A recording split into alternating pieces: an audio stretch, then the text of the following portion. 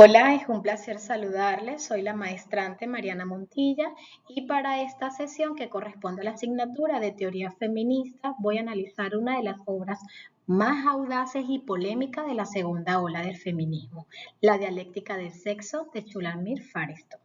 Esperando que este análisis nos sirva para enriquecer los debates que hemos venido teniendo en la asignatura, lo que también esperemos que no solo va a ser una revisión bibliográfica, sino un viaje a la raíz misma de lo que Firestone consideraba la clase sexual.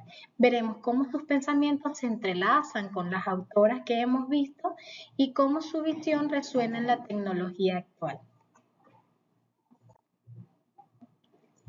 Firestone nace en Ottawa, Canadá, en 1945, en el seno de una familia judía ortodoxa.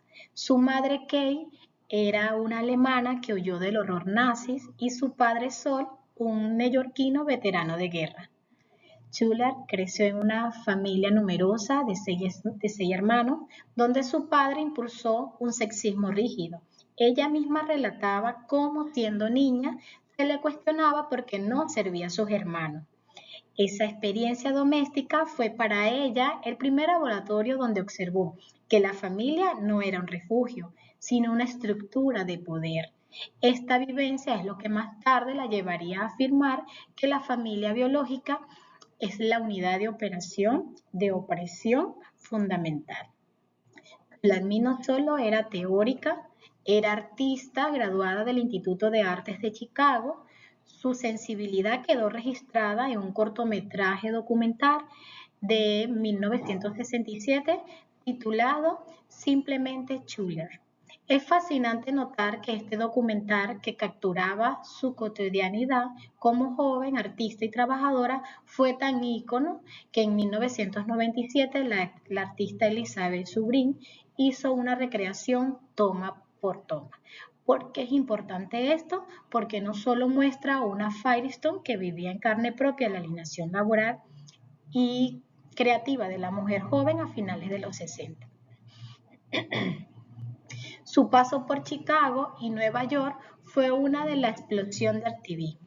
Firestone no solo se conformó con las estructuras de la nueva izquierda que la silenciaba, sino que fundó también The West Side Group en Chicago junto a Hugh Freeman en 1967. Cofundó New York Radical Woman. Tras divisiones internas, creó junto a Ellen Weir el famoso grupo Radical, que se me da mejor pronunciarlo, Medias Rojas, cuyo nombre ya era una declaración de guerra, un juego de palabras entre términos despectivos para mujeres intelectuales y políticas radicales. Este grupo hizo historia en 1970 cuando interrumpieron una audiencia sobre aborto en Nueva York. ¿Y saben quién eran los ponentes? 12 hombres y una monja. Ellas irrumpieron a gritos, queremos testimonios de mujeres, organizando luego su propia audiencia para que las mujeres hablaran de sus propias realidades corporales. Sin embargo, la vida de esta mujer que quiso revolucionar el mundo terminó de forma desgarradora. En agosto del 2012 fue encontrada muerta en su estudio de Nueva York. Tenía 67 años, padecía de esquizofrenia y vivía en la pobreza extrema. Su muerte por posible inanición, es decir, por hambre, fue un golpe simbólico para el movimiento. Como señaló su colega Kay Miller, su soledad final no fue solo un drama personal, sino el reflejo de una generación de feministas radicales que tras haber transformado la cultura del siglo XX, no encontraron un lugar de protección en el mundo que ayudaron a crear. Shulamit murió en un aislamiento, víctima de la misma alienación que denunció en sus libros. Es vital que comprendamos la atmósfera de aquel momento y entonces para ello imaginemos ese mundo donde las mujeres teníamos votos desde 1920, pero esa victoria se sentía como un eco lejano. Para 1970 el feminismo liberal ya había cumplido su gran meta, pero la realidad cotidiana de la mujer era de asfixia. Las mujeres vivían en un mundo de exclusiones. Casi todas las profesiones prestigiosas, medicinas, leyes, ingeniería, eran para hombres, mientras que a nosotras se nos permitían ser secretarias, enfermeras o maestras mientras llegaba el matrimonio.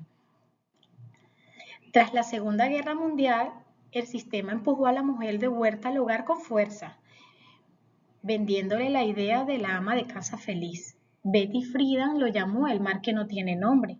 Esa insatisfacción profunda de mujeres universitarias que pasaban el día encerradas en piso, esperando al marido.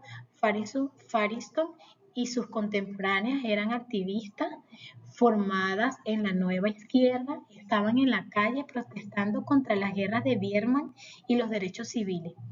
Pero allí surgió contradicciones dolorosas. Mientras luchaban por la libertad de otros dentro de sus propios movimientos, eran relegadas a ceder café, a mecanografiar los discursos de hombres y ser vistas solo como objetos sexuales. Cansadas de ser el auxiliar femenino de la revolución, decidieron armarse de sus propias herramientas, tomaron el análisis dialéctico de Marx y Engels, pero le dieron un giro radical. Concluyeron que la lucha de clase no explicaba por qué, sin importar el sistema económico, la mujer siempre era la clase subordinada.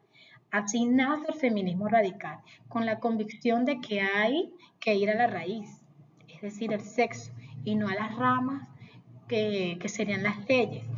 Esta efervescencia de Shulamit Firestone irrumpe con la dialéctica del sexo. Su propuesta no solo desafió las estructuras sociales, sino también las biológicas. Para ella, la política no era algo ajeno al cuerpo. Su obra tiene una honestidad brutal sobre la alienación femenina. Publica esto en 1970. No fue casualidad. Estábamos en plena era espacial, ya había llegado el hombre a la luna y en el estallido de la revolución sexual gracias a la píldora. Firestone vio en las máquinas la posibilidad de corregir la naturaleza. Ella no buscaba que las mujeres se integraran al mundo de los hombres. Ella quería destruir las categorías de hombre y mujer. Su verdad incomodaba. ¿Era esta la igualdad ante las leyes de una mentira si el cuerpo de la mujer sigue siendo propiedad de la especie debido a la carga de la reproducción?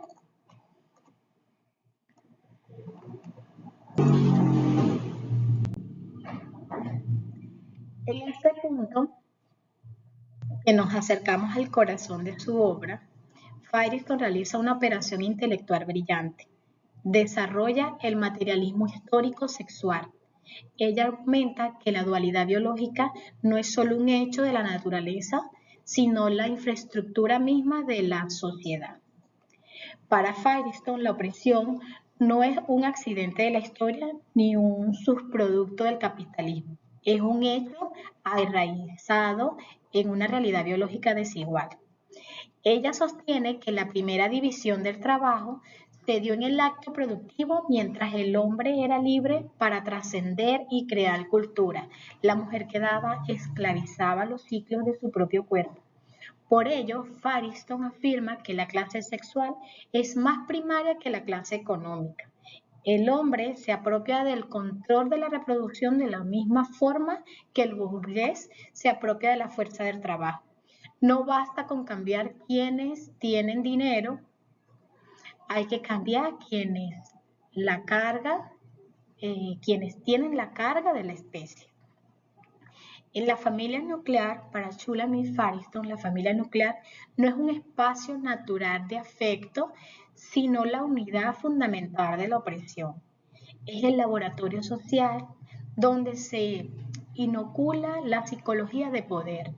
El niño no nace jerárquico, parece que lo aprende. Aprende la jerarquía al observar un modelo donde la autoridad es masculina y la dependencia es femenina. Firestone sostiene que la mujer queda atrapada por su propia biología, pero es la estructura familiar lo que transforma esa función biológica en una condena social y económica. Su crítica no se rige hacia la infancia, sino hacia el aislamiento doméstico, al que define como una herramienta de control político que despoja a la mujer de su individualidad. La propuesta radical de la autora es la abolición de la familia biológica. Argumenta que la verdadera emancipación femenina exige necesariamente la liberación de un niño del régimen de su propiedad de sus padres. Solo rompiendo este vínculo de posesión se puede quebrar el círculo vicioso de la autoridad, que se hereda de generación en generación, permitiendo el surgimiento de nuevas formas de convivencia basadas en la libertad y no en la casta sexual. En la revolución tecnológica, el núcleo de la solución propuesta por Shulamit Firestone es la heterogénesis, o el desarrollo del feto en úteros artificiales. Para ella, la tecnología no es un mero accesorio, sino la aliada estratégica indispensable del feminismo radical. Firestone sostiene que mientras la reproducción siga ligada exclusivamente al cuerpo femenino, la liberación será incompleta, pues la mujer permanecerá encargada a una carga biológica inevitable, que la pone en situación de desventaja social y económica. Su tesis se basa en una premisa provocadora: el embarazo es una barbaridad. Al calificarlo así, Firestone denuncia el dolor, la deformación y la dependencia que la biología impone a la mujer, considerándolos obstáculos para la plena humanidad. Ella aboga por una revolución cibernética que sustituya la reproducción biológica tradicional por métodos artificiales, permitiendo que la gestación sea una responsabilidad social y no un destino biológico individual. Shulamit le dedica su libro a Simone de Beauvoir y lo hace porque su teoría es una respuesta directa a una evolución del segundo sexo. Como bien sabemos, porque lo hemos visto y lo hemos debatido, Simone de Beauvoir acuñó la frase "no se nace mujer, se llega a serlo". Firestone acepta que esta premisa de la construcción social, pero le añade una capa de profundidad materialista. Ella sostiene que la sociedad no solo inventa la feminidad, sino que la utiliza la diferencia sexual. Es el hecho crudo de la biología, como la base material para justificar la alteridad. Para Firestone, la mujer no es solo lo otro, es un sentido filosófico, es lo otro porque su cuerpo ha sido confiscado por la especie para la reproducción. Aquí es donde Firestone, junto a contemporáneas como Kate Miller, da el salto de existencialismo al feminismo radical. Mientras Babot veía la opresión como una condición ontológica que había que trascender, Firestone y Miller la definen como un sistema político deliberado, el patriarcado. Para Firestone, la opresión no es un accidente cultural ni un malentendido de la historia, es un sistema cimentado en la explotación de la función reproductiva. Ella radica a favor al decir: si la biología es la base de nuestra esclavitud, entonces la liberación requiere que tomemos el control de esa biología. No basta con cambiar la mentalidad de la sociedad, como sugería el feminismo liberal. Hay que desmantelar la base material que permite que seamos clasificados como una casta inferior. Al analizar los debates de hoy, nos damos cuenta de que Firestone no estaba escribiendo ciencia ficción, estaba haciendo un diagnóstico del futuro. Aquellas predicciones radicales sobre la separación entre sexo y reproducción ya están aquí. Hoy la fecundación in vitro, la congelación de óvulos y los debates internacionales sobre la gestación subrogada son los hijos teóricos de sus ideas. Firestone fue la primera en entender que si la reproducción se convierte en un servicio o en una técnica, las estructuras de parentescos tradicionales se desboronan, lo que ella llamaba heterogénesis, Hoy lo discutimos bajo el nombre de bioética, biotecnología, pero aquí es donde debemos profundizar. Farison tenía optimismo tecnológico, ciego. Ella creía que las máquinas eran neutral. Sin embargo, hoy nos enfrentamos a una pregunta crítica por todo lo que he estado revisando. Se me hace importante hacernos esta pregunta. ¿Es una visión, una utopía liberadora o un abismo necesario sobre un nuevo peligro?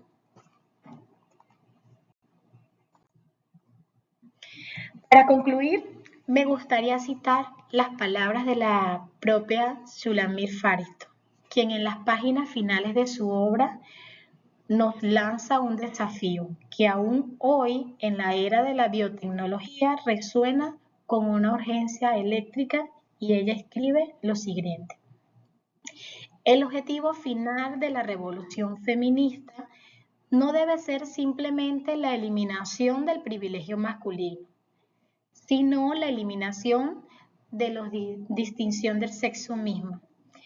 Las diferencias genitales entre los seres humanos ya no importarían culturalmente. La reproducción de la especie por un sexo en beneficio de ambos sería sustituida por la reproducción artificial. Todos los niños nacerían de ambos sexos equitativamente o independientemente de cualquiera de ellos. Shulamit Farito. Al leer esto, comprendo que Firestone no pedía igualdad entre las estructuras existentes, sino una redefinición total de lo que significa ser humano. Ella nos enseñó que la biología es política y que la verdadera libertad no reside en adaptarse a la naturaleza, sino en tener el poder tecnológico y social para transformarla. Hoy, ante los avances de la inteligencia artificial y la edición genética, la pregunta de Firestone sigue abierta. ¿Utilizaremos la ciencia para romper las cadenas de casta sexual o permitiremos que se convierta en una nueva forma de control?